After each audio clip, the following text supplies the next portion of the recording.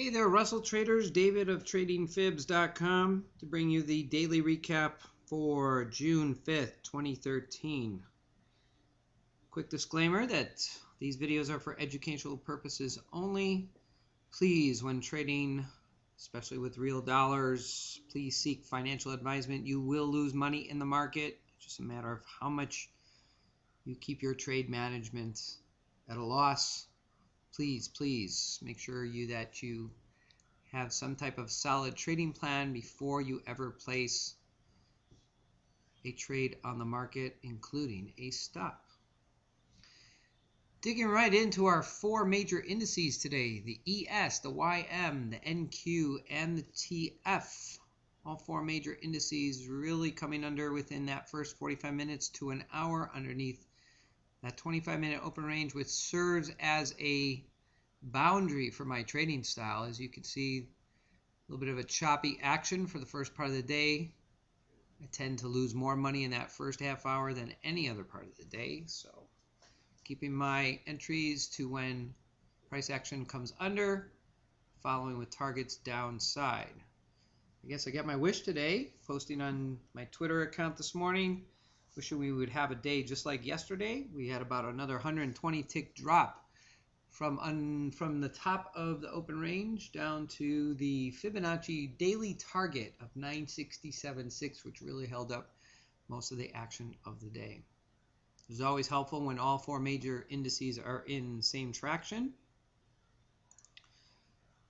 You can see here on the market internals, we really had a negative day on all our ticks, which helped for price action driving down.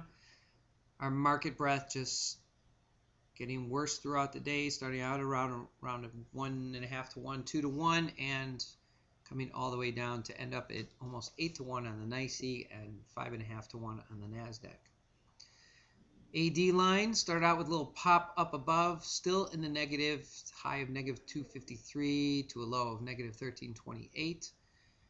And again, my first trades, 3 trades in all today, actually, not a bad day. Taking place within the first 3 hours. A couple of late day action offered some potential entries, and then the rest of the day pretty much sideways action.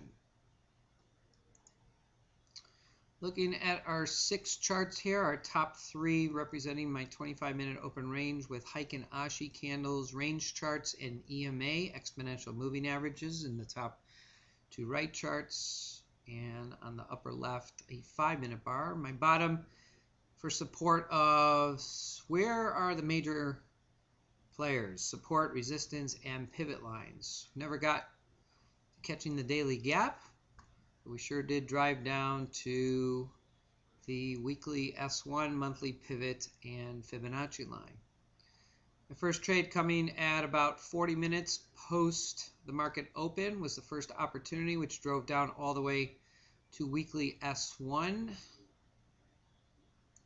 As you can see here, chopping it up in the price action, and then a deep 5-minute bar earlier entry, as you'll show you next on the Heikin Ashi, tapping right at the weekly S1 and bouncing right back up to top of 25-minute open range, keeping within the next 15-20 minutes and bringing it back down to the monthly pivot, and then eventually all the way down to the Fibonacci daily target of 967.6. Price hung around here for the majority of the mid-morning until bouncing back up to around weekly S1, coming right back down to the Fibonacci chart, Fibonacci target, and then chop action between the pivot and the fib target to really almost close out at the daily fib of 967.6.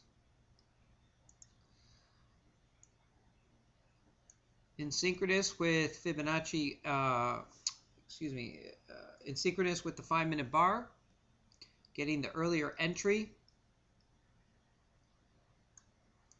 My first entry was around 7:10 Pacific Coast time, watching my market internals. Really all in the red for the day already, just getting worse.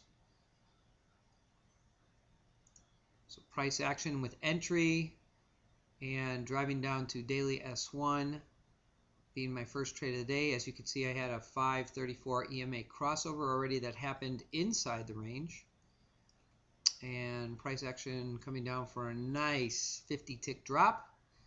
Coming back up to the top of the range, and then once again, my entry would have been somewhere, was around somewhere around 9737, breaking the lower low, and as you can see, price action on the Heikin Ashi coming back down to this 1 hour open range,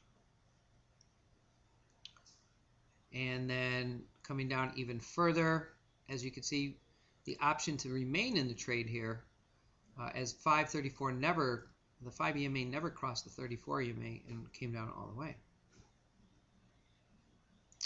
And the last trade of the day, which would have been over here at around 11:30 Pacific Coast time, 2:30 East Coast time. You did have a nice jump back up here, back into the 1 hour open range, but then a lot of selling. Market internals got pretty deep in the red and offered another opportunity down here to just about the Fibonacci target, which we had showed you here to be at 967.6. So here we are with a drive down and following through over here. Same picture on my EMA crossovers with the 4 EMA, 5, 13, 21, and 80. First opportunity when I see both EMA charts all underneath the exponential moving averages, that keeps me in the trade even longer. Here we see our daily support resistance lines. We never went and caught that daily gap. And price action came down to daily S1 and just continued further down. We never came down to daily S2. Here are my post 1 hour open range charts. I plot a 1 hour open range. A lot of times that price action comes down below 1 hour open range and 25-minute open range. We have a lot of momentum. As you can see, we came down here to the daily S1 and held up, and never made it down to daily S2, but really hung around the average of daily S1 for the majority of the day, really bumping up against the 1 hour open range the majority of the remainder of the day. Daily Camarilla pivots. Once price action comes under L4, tends to be a momentum to the downside. So L3 coming down to L4, tucking underneath, coming back in. So really, my daily support and resistance lines just gave me an overall general picture of where price action might hold up, possibility of targets to come off. But in detail, let's go over each of the trades. Got some nice detailed photographs here for you. So here my first bar, that 5-minute bar side by side with my Heikin Ashi, my entry bar. I got a Heikin Ashi. All these red bodies with tails down is all selling, keeps you all in the trade. Why get out of this? Simply stay in the trade the entire time. You got one single blue bar, indecisive. You could take contracts off here, but with the target down below at weekly S1, that was the target. So if you line all these three charts up, it's as easy as this. 25-minute open range, 5-minute bar starts to sell. I'm looking at my Heikin Ashi chart. I see the majority of this bar has already closed underneath the 25-minute open range. I enter. I have a downside target. I place a stop.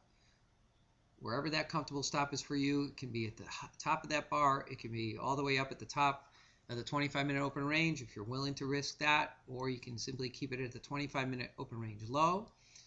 And as you can see on the third chart here, I had a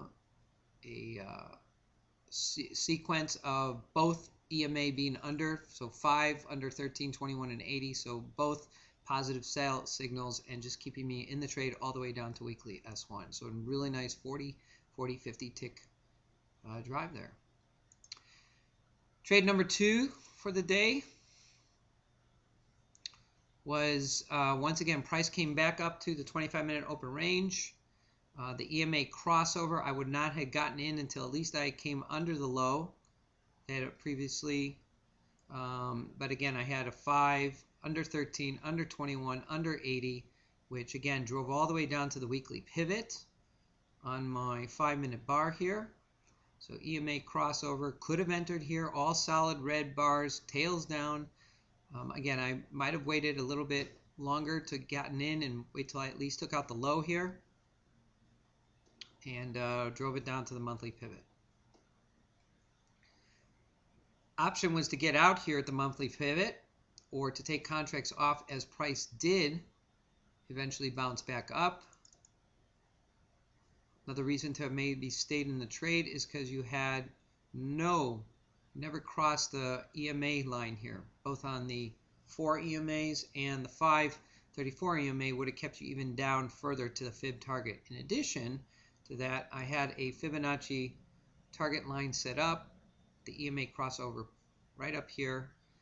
Here's your Fibonacci line, and price reflects and comes all the way down to fib target number 2. So an option to have stayed in that trade a little bit longer is to have taken contracts off at the weekly fib number, remained in the trade with contracts on until the EMA crossed over. As you can see, EMA never crossed over, and that would have taken you down for at least another 20-30 ticks. So really nice drive.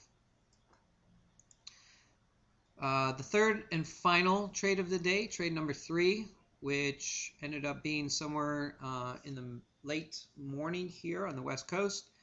Watching market internals turning even in the deeper red. We're at around the 11:30 hour, so market internals still turning south. Got some selling off here, and eventually came back up with some nice buying.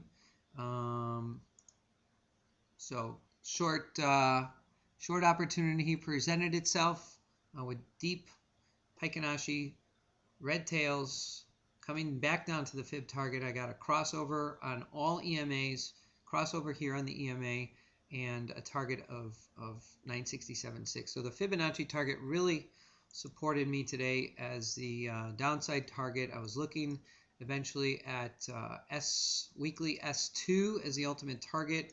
If we were to dive under the weekly fib, really had no major selling under there. Weekly S2 at 961 was the ultimate target of the day if we had gone down any further. So that's the Russell recap for June 5th.